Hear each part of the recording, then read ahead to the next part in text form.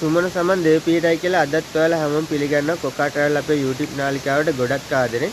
සුමන සමන් දෙවියන්ගේ අඩවියේ රක්වාන නගරයේ ආසන්නයේ තමයි අපි දෙන්න මේ රැඳිලා ඉන්නේ.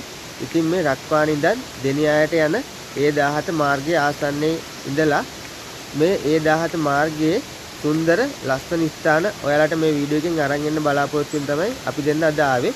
ඉතින් සුමන සමන් දෙවියන්ගේ අඩවියේ ඉඳලා රජ්ජුරු බණ්ඩාර දෙවියන්ගේ අඩවියට යන මේ ගමනේ සොඳුරු ස්ථාන නරඹන ගමන්ම අපි ඉස්සරහට ගිහිල්ලා කතා කරමු. දිගටම රැඳින්න කියලා ගොඩක් ආදරෙන් මතක් කරනවා ඔයාලට මේ වීඩියෝ එකත් එක්ක.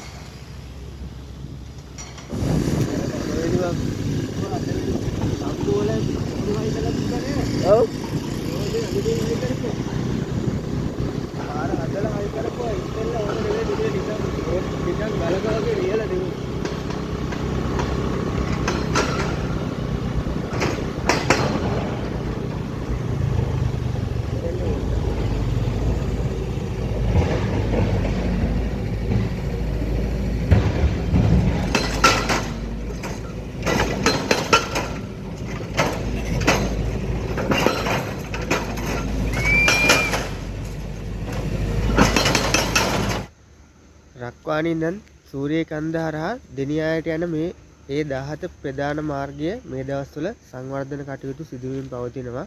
කලින් නම් මේ පාර තිබුණේ එක මන්තිරුවක් වගේ. දැන් මේ පාර පළල් කරලා කාපට් කරගෙන යනවා. ඉතින් මගින් මගට අපිට බලා ගන්න පුළුවන් මේ පාර සංවර්ධන කටයුතු සිදු කරන ආකාරය. ඉතින් දැන් නම් මේ පාර හැදුවට පස්සේ සංචාරකයෝ ගොඩක් අය මේ පැත්තට එයි මේ සූරියකන්ද අවට තියෙන මේ සුන්දරත්වය විඳින්න. ඉතින් ලස්සන ෆයිනස් කැලෑවක් මැදින් යන ගමනේ මේ කාලෙට ලංකාවේ හැමතැනම තියෙන රොබරෝසියා ගස්වල මල් පිපෙනවා. ඉතින් මෙතන රොබරෝසියා ගස් දෙකක් තියෙනවා. මේ රොබරෝසියා මල් වැටිලා ඉතින් හරිම ලස්සනයි. මේවා එක යායට පිපුණාම ගොඩක් ලස්සනයි.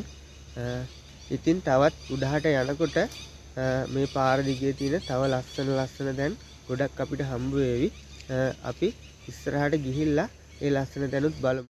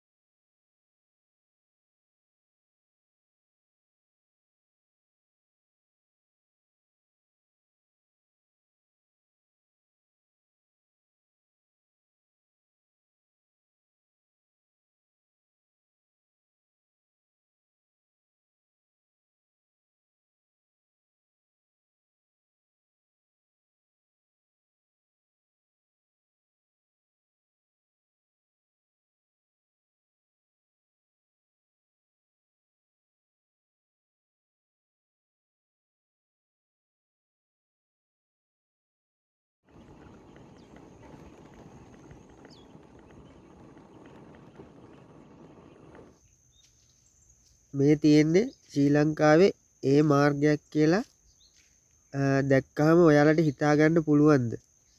මේ පාරේ ඇවිල්ලා තියෙන අය නම් දන්නවා. රක්වාන පහුගුණාම දෙනියායට යනකම්ම කලින් තිබුණේ පාර මේ විදියට. දැන් නම් පාර තනින් තනින් හදන නිසා පාර පළල් කරලා කාපට් කරලා තියෙන හින්දා මේ විදියට දකින්න නෑ හැම තැනම. දැන් අපි ඉන්නේ සූරියකන්ද පහු කරලා දෙනියාය පැත්තට යන්න තියෙන පාරේ. ඉතින් මෙතන A17 කියලා කිලෝමීටර් 90ක් වලට පේනවා ඇති.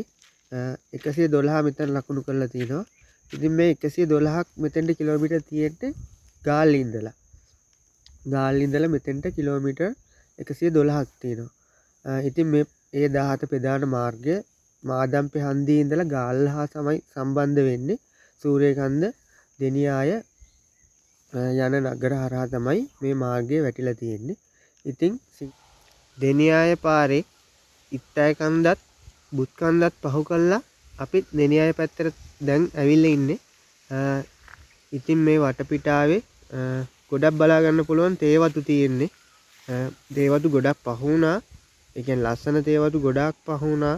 අපි ඉස්සරහට යනකොට තව ලස්සන තැනක් හම්බෙයි කියලා හිතාගෙන ආවා. ඒවා වීඩියෝ කරේ නෑ.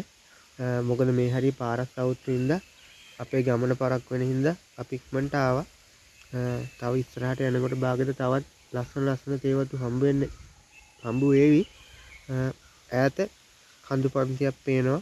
ඉතින් මේ ප්‍රදේශය සිංහරාජ වනාන්තරයෙන් වැසිලා වට වෙලා තියෙන සුන්දර ප්‍රදේශයක්. තාමත් ඇඟට සීතල දැනෙනවා. මේ හරිය සීතලයි. හරියට මේ හරියෙන් ගමන් කරනකොට නුවරඑළියේ ඉන්නා වගේ හැඟීමක් දැනෙනවා. ඉතින් ජීවිතේ එක වතාවක් හරි ඔයාලත් මේ A17 පාරේ ඇවිල්ලා බලන්න මේ සුන්දරත්වය විඳ ගන්න කියලා ඔයාලට මතක් කරනවා.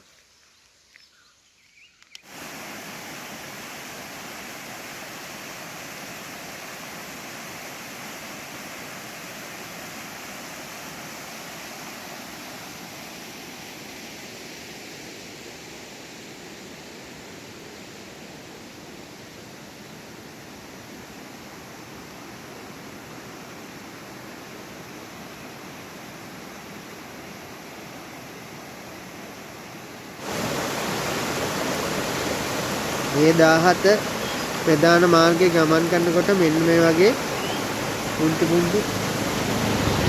දොළ පාරවල් ගොඩක් අපිට දකින්න ලැබෙනවා.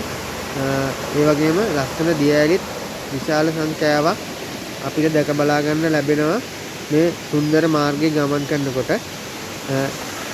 ඉතින් මේ අපි දැන් ඉන්න මේ බුත්කන්ද ප්‍රදේශයේ වැඩි හරියක් ඉන්න දෙමළ ජනතාව. ඉතින් මේ දෙමළ ජනතාව ඒගොල්ලන්ගේ දෙවියන් අදහනවා නුගගස් යට පුද පූජා පවත්වලා. ඉතින් මෙතනක් තියෙන්නේ ඒ වගේ ස්ථානයක්. බාගන මෙතනින් උඩට පඩි පෙළක් පාරක් තියෙනවා. බාගන උඩ කෝවිලක්වත් තියෙනවද දන්නේ නැහැ. ඉතින් මේ වගේ තැන් ගොඩක් අපිට බලා ගන්න පුළුවන් මේ පාරේ යනකොට.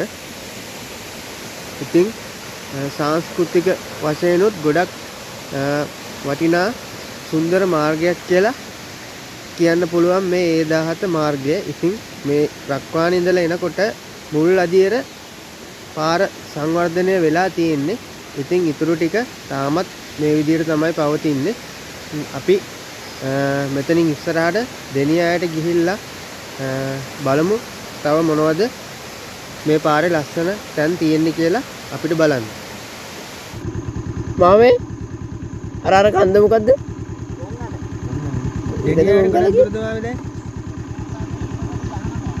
මෙතන ඉඳලා 19ක්.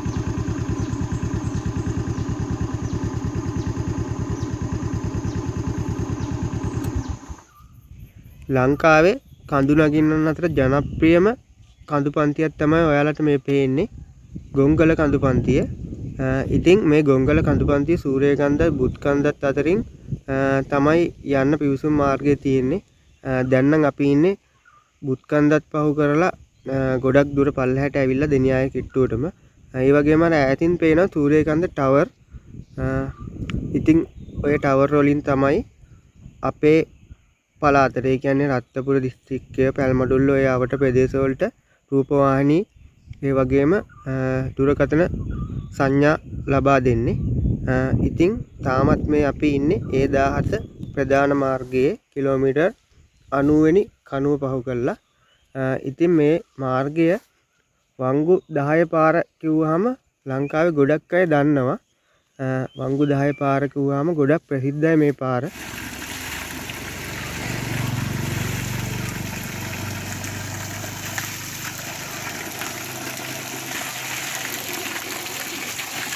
වතුර ටික කූල් නේද අයියේ? බොන්න ඕනි.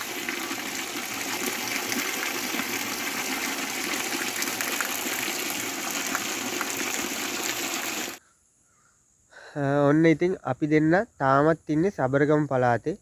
සබරගම පළාත් මායිමේ ඒ කියන්නේ සුමන සමන් දෙවියන්ගේ අඩවිය තමයි අපි දෙන්න තාමත් ඉන්නේ. මෙතන ඉඳලා අඩි කිහිපයක් ඉස්සරහට ගිය ගමන් අපි දෙන්න ඇතුල් වෙනවා රජ්ජුරු බණ්ඩාර දෙවියන්ගේ අඩවියට. ඉතින් මෙන්න මෙතන තමයි පළාත් මායිම තියෙන්නේ. සබරගම පළාතයි දකුණු පළාතයි වෙන වෙන පළාත් මායිම තමයි මේ ඔයාලා දකින්නේ. ඉතින් මෙතනින් මේ පැත්ත සබරගම පළාත අපි ආපු පැත්ත. එතකොට මේ පැත්ත දකුණු පළාත මාතර දිස්ත්‍රික්කයට තමයි අයිති වෙන්නේ.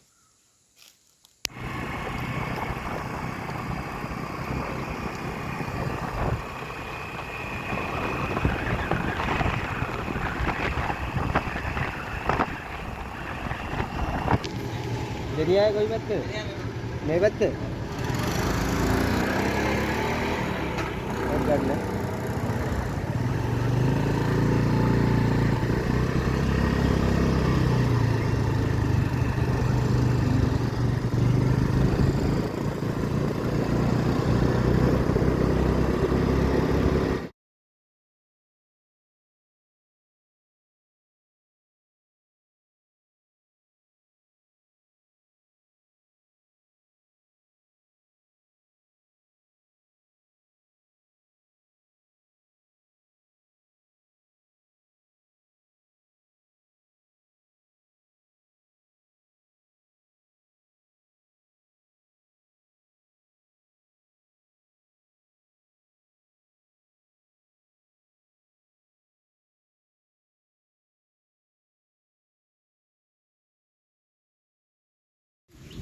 සුමන සමන් දෙවියන්ගේ අඩවියේ ඉඳලා රජ්ජුරු බණ්ඩාර දෙවියන්ගේ අඩවියට අපි දෙන දැන් ඇවිල්ලා ඉන්නේ. අපි ඇවිල්ලා ඉන්නේ දැන් දෙනියාය නගරයට. ඉතින් A17 මාර්ගයේ දිගේ අපි ආපු ගමනේ ලස්සන සුන්දර ස්ථාන කිහිපයක්ම අපි මේ වීඩියෝ එකෙන් ඔයාලට පෙන්නුවා. අපිට මග ඇරිච්ච තවත් තැන් තියෙනවා නම් අනිවාර්යෙන්ම ඔයාලා මේ වීඩියෝ එකට කමෙන්ට් කරන්න. මේ වීඩියෝ එක හොඳයි නම් මේ වීඩියෝ එක ලයික් කරන්න. තව කෙනෙකුට බලන්න මේ වීඩියෝ එක ෂෙයා කරන්න. ඒ වගේමයි රජ්ජුරු බණ්ඩාර දෙවියන් වැඩ වාසය කරන එතුමානන් වන්දනාමාන කරන ජටබරු දේවාලය ගැන ඉදිරි වීඩියෝ එකකින් අපි ඔයාලා හමුවට එනවා. ඒ වීඩියෝ එකත් මතක ඇතුව බලන්න කියලා ඔයාලට මතක් කරනවා. මේ වගේ ලස්සන වීඩියෝ බලන්න අපේ කොකා ට්‍රැවල් YouTube නාලිකාව subscribe කරලා තියාගන්න. අදට අපි ගිහිල්ලා එන්නම්. ඔයාලා හැමෝටම සුබ දවසක් වේවා. හැමෝටම රජ්ජුරු බණ්ඩාර දෙවියන්ගේ පිහිට ලැබේවා. හැමෝගෙම ප්‍රාර්ථනා ඉෂ්ට සිද්ධ වේවා කියලා ප්‍රාර්ථනා කරනවා. එහෙනම් ඔයාලට සුබ දවසක්.